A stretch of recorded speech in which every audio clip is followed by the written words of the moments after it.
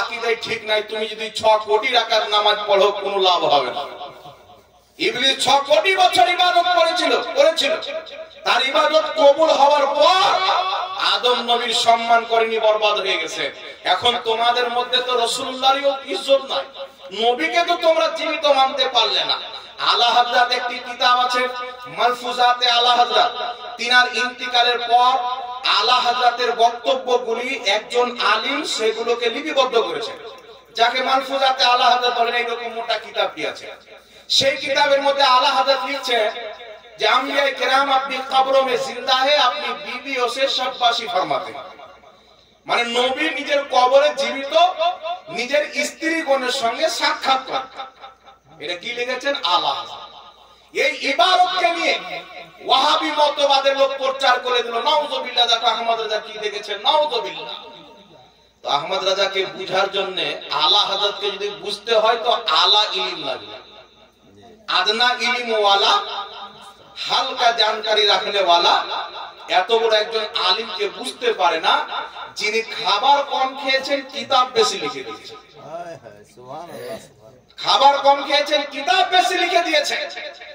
আলা হযরত লিখেছেন তো তিনি নিজের বক্তব্য নয়, তিনি লিখছেন ইমাম जुरकानी फरमाते हैं कि अंबिया किराम अपनी कब्रों में अपनी बीबी से शाबाशी फरमाते हैं। কে লিখেছেন? ইমাম जुरकानी। কোন কিতাবে? শারা মাওয়াহিবুল লাদুনিয়ার মধ্যে তিনি লিখেছেন। তো আলা হযরত তিনার বক্তব্যকে নকল করছেন। আচ্ছা বলেন তো বাবা, যদি ফতোয়া লাগে তো ইমাম जुरकानीর উপরে লাগবে? আমি যদি বলি মুফতি নূর আলম কাদরি সাহেব অমুক ব্যক্তিকে একটা খারাপ ভাষায় গালি দিয়েছে, নাউজুবিল্লাহ, বুঝার জন্য বলছি, তো ফতোয়াটা আমার উপরে লাগবে না ইনার উপরে লাগবে? দোষটা কার হবে? আমি তো বার্তাটা পৌঁছে দেনেওয়ালা। তো আলা হযরত তো নকল করছেন, আসলে লিখছেন কে? ইমাম जुरकानी। তো ফতোয়া দিতে হলে ইমাম जुरकानीর উপরে দাও, কিন্তু এরা দিবে না, জানে যে ইমাম जुरकानीকে তো আমাদের আব্বারা নিজের আব্বা মেনেছে। তো উনার উপরে যদি ফতোয়া পড়ে তো আমাদের উপরেও তো ফতোয়া পড়বে। কিন্তু তিনি কোথায় থেকে লিখেছে? সহিহ বুখারী প্রথম খণ্ড 120 নম্বর হাদিস। রাসূল কায়নাত সাল্লাল্লাহু আলাইহি সাল্লামের স্ত্রী আম্মা জান আয়েশা সিদ্দিকা রাদিয়াল্লাহু তাআলা আনহা জিজ্ঞাসা করছেন, ইয়া রাসূলুল্লাহ, ইয়া হাবিবাল্লাহ, আপনার ইন্তিকালের পর সর্বপ্রথম আপনার কোন স্ত্রীর আপনার সাথে সাক্ষাৎ হবে? আরে জোরে হবে না সুবহানাল্লাহ। আপনার ইন্তিকালের পর সর্বপ্রথম আপনার কোন স্ত্রীর আপনার সঙ্গে সাক্ষাৎ হবে? এর মানে কি ইন্তিকালের পর নবীগণের স্ত্রীর নবীর সাথে সাক্ষাৎ হয়? বুখারীর হাদিস দ্বারা প্রমাণিত। আমার নবী উত্তরে কি বলেন? যার হাত বেশি লম্বা হবে। সুবহানাল্লাহ। দেখেন মা আয়েশা বলছেন আমরা হাত নাপতে আরম্ভ করলাম, পরে বুঝতে পারলাম যে দান বেশি করে তার সাক্ষাৎ আগে হবে। তখন নবীর স্ত্রীগণের মধ্যে সব চাইতে বেশি সাদকা করতেন, দান দিতেন হযরতে যায়েনব রাদিয়াল্লাহু তাআলা আনহা। আর সর্বপ্রথম তিনি ইন্তিকাল করেছিলেন, মা আয়েশা বলছে আমাদের মধ্যে সর্বপ্রথম নবীর সাথে যায়েনব গিয়ে মিলে গেল। সুবহানাল্লাহ। এটা তো বুখারীর হাদিস দ্বারা প্রমাণিত। আর আলহামদুলিল্লাহ আমাদের আকাবিরিন কোন কথা, কোন বার্তা হাদিস ও কোরআনের বিপক্ষে লেখেনি। যদি কোন কিতাবে 1000 বছর পূর্বে কেউ কোন নতুন জিনিস ভরে দেয়, আজ থেকে 200 বছর পূর্বে ওই জিনিসের রদ আমাদের আহলে সুন্নাত ওয়াল জামাতের ইমামগণ নিজের কিতাবে লিখে দিয়েছেন। বল সুবহানাল্লাহ। এইজন্য রাসূল পাক সাল্লাল্লাহু আলাইহি সাল্লাম বলেন, অত দিন পর্যন্ত কিয়ামত কায়েম হবে না যতদিন পর্যন্ত এই আলামতটা জাহির হবে না। আলামতটা কি? বলছে পরে আনেওয়ালা ব্যক্তি পূর্বের লোককে গালিগালাজ করবে। পরে যারা আসবে পূর্বের লোককে গালিগালাজ করবে। এখন আপনি দেখেন কিছু জাহিল লোক বেরিয়েছে, ওয়াহাবি, নাম আহলে হাদিস দিয়েছেন, কিন্তু পুরো দলটাকে চালাচ্ছে আমেরিকা, ইসরায়েল। তাদের ফান্ডিং এই দলটা চলে, ইসলামের সাথে তাদের কোনো সম্পর্ক নাই। এরা মানুষকে উদাহরণ দিয়ে বুঝায় কি? মানুষকে উদাহরণ দেয় ঘোড়ার সাথে, যেমন ঘোড়ার ডিমের কোনো সম্পর্ক নাই। একজন ব্যক্তি বলছেন আমার অমুক ডাক্তারের সাথে হাত আছে, আমার অমুক ডক্টরের সাথে হাত আছে, অমুক ডক্টরের সাথে হাত আছে, তো আমার হাত তো দুটা। তো হাত আছে মানে কি? সম্পর্ক আছে, একেবারে হাত নাই। তো এই কথার যেমন বাস্তবতার সাথে মিল নাই, ঘোড়ার যেমন ঘোড়ার ডিমের সাথে মিল নাই, ওয়াহাবি বলছেন কোন পীরের ইসলামের সাথে কোনো সম্পর্ক নাই। তাহলে বলেন এই ভারতের ওয়াহাবি ইসলাম পেল কোথায় থেকে? খাজা মঈনুদ্দিন চিশতি কে ছিলেন? নিজামউদ্দিন আউলিয়া কে ছিলেন? জুনায়েদে বাগদাদ আপনার বাবা ফরিদ গঞ্জের শাকার কে ছিলেন? সিরাজউদ্দিন আখিপা কে ছিলেন? আলাউল হক কান্ডবি কে ছিলেন? মখদুমে সিমনা কে ছিলেন? কালিমুল্লাহ জাহানাবাদী কে ছিলেন? ইনারা সব হক্কানি পীর ছিলেন। আর ইনাদের ফয়জে, ইনাদের বরকতে আজ ভারতবর্ষের মাটিতে মুসলমান দেখতে পাবে। তো পীররা যদি না আসতো তো তোমরা তো মন্দিরে গিয়ে নাগা বাবার পূজা করতে। যে মৌলবি কলকাতার ঘাড়া বক্তব্য দিচ্ছে, ওর বাপ, ওর শাশুড়ি, ওর বৌমা সব গিয়ে আসারামের দরবারে পাও টিপতো, জি মাথা টুকতো, মন্দিরে ঘন্টি বাজাতো। এটা তো আল্লাহ ওয়ালাদের নিগাহে কারাম, তাদের মেহনতের ফল, পীর ওলিদের পরিশ্রমের বরকত যে আজ মন্দিরের পূজারীকে একা খাজা মঈনুদ্দিন চিশতি, একটা নয় দুটো নয়, ভারতের ইসলামের তারিখকে পড়ো, কি করে ইসলামে ভারত আসলো, পেয়ে যাবে 90 লাখ মুসলিম যারা পাথরের পূজা করত, চন্দ্রের পূজা করত, সূর্যের পূজা করত। খাজা মঈনুদ্দিন চিশতি এসে এই 90 লাখ মুসলিমকে পাথরের পূজা থেকে সরিয়ে এক আল্লাহর পূজারী বানিয়ে দিয়েছে। কার পূজারী বানিয়ে দিয়েছে? আর এই মোল্লা এসে বলছে ইসলামের সাথে কোনো সম্পর্ক নাই। তবে আমি চ্যালেঞ্জ দিয়ে বলতে পারি, ঘোড়ার ডিমের যেমন ঘোড়ার সাথে কোনো মিল নাই, ওয়াহাবি মতবাদের নবীর শরীয়তের সাথে কোনো মিল নাই। অমুক ডাক্তারের সাথে হাত আছে, অমুক ডাক্তারের সাথে হাত আছে, এই কথার যেন বাস্তবতার সাথে মিল নাই। ওয়াহাবি যতই গলা ফেলে বলুক আমরা সহিহ আকীদার লোক, আমরা সহিহ হাদিসকে মানি, খোদার কসম খেয়ে বলি এদের ইসলামের সাথে কোনো সম্পর্ক নাই। এরা কোরআনের দেওয়া ইসলামকে মানে না, হাদিসের দেওয়া ইসলামকে মানে না। হাজারো মুহাদ্দিস যদি একটি হাদিসকে সহিহ বলে আর তার বাপ আলবানি যদি সহিহ বলে, হাজারো মুহাদ্দিসিনকে তালাক দিয়ে তার বাবার কথাকে প্রাধান্য দেয়। এখান থেকে বোঝা যায় তারা নবীর হাদিসকে মানে না, আলবানির বানানো জাল হাদিসকে মানে। আর এরা বলছে ইসলামের পীরদের সাথে কোনো সম্পর্ক নাই। হ্যাঁ, আমরা আহলে সুন্নাত ওয়াল জামাত যদি কোনো পীর ইসলামের বিপক্ষে কাজ করে, যদি কোনো পীর মুরিদকে হারাম পথে নিয়ে যায়, যদি কোনো পীরের মধ্যে শরীয়ত বিরোধী কাজ দেখতে পাওয়া যায়, আমরা কি জবাব দেব? আজ থেকে 150 বছর পূর্বে ইমাম আহমদ রাজা খান জবাব দিয়েছেন, যদি কোনো পীর সাহেব প্রকাশ্যে গুনাহ করে বা মুরিদকে করায়, সেই ব্যক্তি কোনোদিন পীর হতে পারে না। জি জি জি, জোরে বলেন না সুবহানাল্লাহ। সুবহানাল্লাহ। সেই ব্যক্তি কোনদিন পীর হতে পারে না। আমরা পীর মানি খাজা মঈনুদ্দিন চিশতিকে পীর মানি, আমরা পীর মানি বড় পীর আব্দুল কাদের জিলানীকে পীর মানি, আমরা পীর মানি আশরাফুল আউলিয়াকে পীর মানি, আমরা পীর মানি মাসরুরে মিল্লাতকে পীর মানি। আমরা পীর ওদেরকে মানি যারা অরিজিনালি পীর।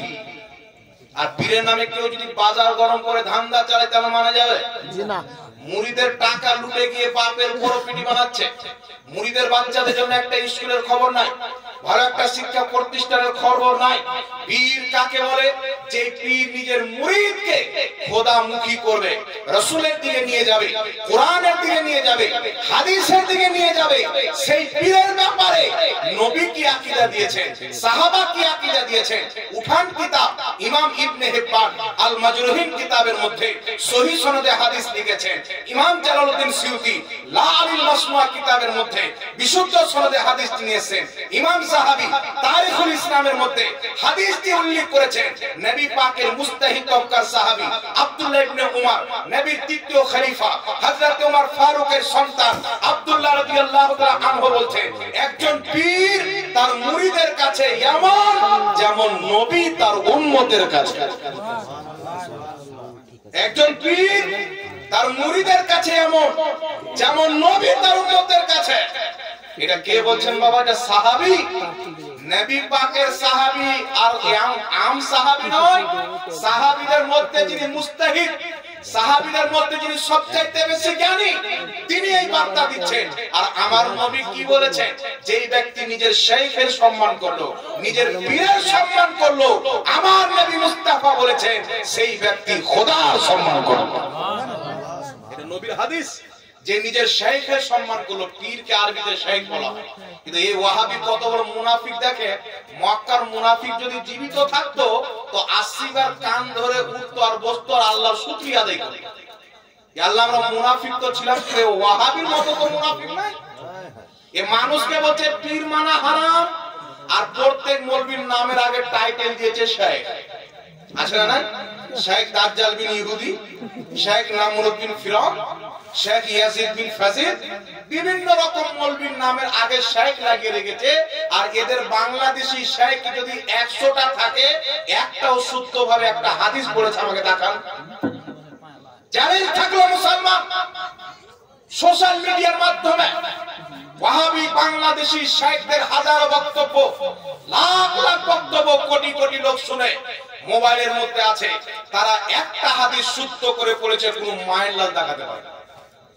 দেখা কাসসাব বিন ইহুদি একটা হাদিস সহিহ পড়েছে, মুজাফফর বিন মুহসিন একটা হাদিস সহিহ পড়েছেন, কোন মায়ের লাল দেখাতে পারবে না। এদেরকে হাদিস পড়েই জানে, আর ফের বলবে কি 30 বছর থেকে হাদিস পড়ায় আর বেটা কলমা খুঁজে পাই না। চিন্তা করছে? বলে কালিয়াচকে আমি 30 বছর থেকে বাস করি, কিন্তু কালিয়াচকে 5 তলা মসজিদ নাই। ওই লোকটা জুতা খাবে কি খাবে না? এই 35 বছর থেকে হাদিস পড়ায়, পাগলা কুত্তা বলছে যে আমি লা ইলাহা ইল্লাল্লাহ মুহাম্মাদুর রাসূলুল্লাহ কালেমা খুঁজে পাই না। তো তুই ইহুদির মাদ্রাসায় পড়ালে কালেমা কি করে খুঁজে পাবি? সুন্নিদের মাদ্রাসায় পড়ো, 35 বছর সময় লাগবে না, 35 সেকেন্ডে সহিহ হাদিস থেকে তোমাকে সুন্নিদের বাচ্চা বাচ্চা লা ইলাহা ইল্লাল্লাহ মুহাম্মাদুর রাসূলুল্লাহ কালেমা বের করবে। সুবহানাল্লাহ।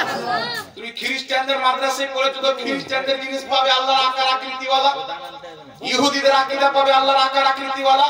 কিন্তু আলহামদুলিল্লাহ রাব্বিল আলামিন আমাদের মাদ্রাসাগুলিতে আমরা ফাটাং করে খুঁজে পেয়ে নি আল্লাহর মেহেরবানি, পীর ওলিদের দোয়া।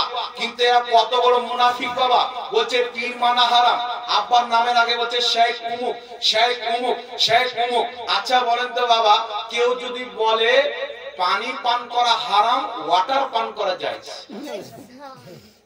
তাহলে ও মৌলবি না কলবি বাবা? কথা বলে পানি পান করা জায়েজ, ওয়াটার পান করা হারাম। তো আপনাদের কালিয়াচক মডেলের লোক কি বলবে মৌলবীকে নামা? একে পাগলাখানা ভাই রাঁচি ঝাড়খণ্ডে, আর সেখানেও যদি না হয় তাহলে আগ্রাতে সবচেয়ে বড় পাগলাখানা আছে, সেখানে ভর্তি করে। কেন? পীর হলো ফার্সি শব্দ, এর আরবি হলো শেখ। আরবিতে পীর মানলে জায়েজ, আপনি ফার্সিতে বললেন না জায়েজ। কত বড় কোম্পানির পাগলা চিন্তা করে। এই কোম্পানি যেখানে সেখানে পাওয়া যাবে না। এই পাগলা কোম্পানির আসল ফ্যাক্টরি হচ্ছে নর্থ, আর দ্বিতীয় নাম্বার ফ্যাক্টরি হয়েছে বাংলাদেশ। শয়তানের কাছ থেকে ভণ্ডদের একটা ট্রাক আসছিল, আর বাংলাদেশে এসে পাল্টি মেরে দিয়েছিল। যত ভণ্ডই বাংলাদেশ। আর কিছু গাধাও পেয়েছে, জীবনে কোরআন হাদিস পড়েনি, বাংলাদেশে গিয়ে চ্যালেঞ্জ পাচ্ছে, কিন্তু ভারতের মৌলবীর নাম নেই। এ জানে যে ভারতের মৌলবীর নাম যদি নিয়ে নি, ইমাম আহমদ রাজার সৈনিক খাজা মঈনুদ্দিন চিশতির মাননেওয়ালা বাড়ির দরওয়াজাতে এসে গলাতে গামছা লাগিয়ে বের করে নিয়ে গিয়ে বাহাস করে দেখিয়ে দিবে এই জমিনের মাটিতে দলিল যদি কারোর কাছে থাকে তো সুন্নি জামাতের কাছে। সুবহানাল্লাহ। তোমার কাছে তো বাবা জাল হাদিসও নাই, কিন্তু বলে না যে ভাঙা কলসি বাজে বেশি। বাজে কি বাজে না? ভাঙা কলসি বাজে বেশি। এখন আমাকে বাবা 1 মাস থেকে আমি করে ফোন তুলি না, এটা ভাগ্যের বাবা আমার মুফতি সাহেব ভাই ফোন করেছেন তাই পেয়ে গেছে। হ্যাঁ, 1 মাস থেকে আমি করে ফোন তুলি না। ভবিষ্যতে এক একটা কেউ খুব বেশি করছে তো তুলছি, কারণ ফোন তুললি মা তুলে গালি, ফোন তুলে বোন তুলে গালি, এখানে তোকে মার্ডার করে দেবো, এখানে তোকে মার্ডার করে দেবো। তো তোমার মার্ডারের ধমকি শুনে আমরা ডরানে वाला লোক। গোলামানে মুস্তাফা जान देने से नहीं डरते, सर कट जाए रह जाए कोई परवाह नहीं करता। सुभान अल्लाह। नारे तकबीर, अल्लाहु अकबर, रिसाला या रसूल अल्लाह, नारे रिसाला या रसूल अल्लाह, उलमाए अहले सुन्नत जिंदाबाद, उलमाए अहले सुन्नत जिंदाबाद, नारे तकबीर, अल्लाहु अकबर। জানের পরোয়া তারা করবে যারা দুনিয়াদারির জন্য জীবন যাপন করে, যারা নামের জন্য জীবন যাপন করে, দাওলাতের জন্য জীবন যাপন করে, তারা কে জান বলে ফিকির করবে। যারা নিজের জীবনকে মুস্তাফা জানে রহমতের কদমে কুরবান করে দিয়েছে, তারা একটাই কথা বলবে, जिंदगी ये नहीं है किसी के लिए, जिंदगी है नबी की, नबी के लिए। जिंदगी कौरिर জন্য নয়, जिंदगी হচ্ছে মুহাম্মদ রাসূলুল্লাহর গোলামি করার জন্য আল্লাহ দিয়েছে।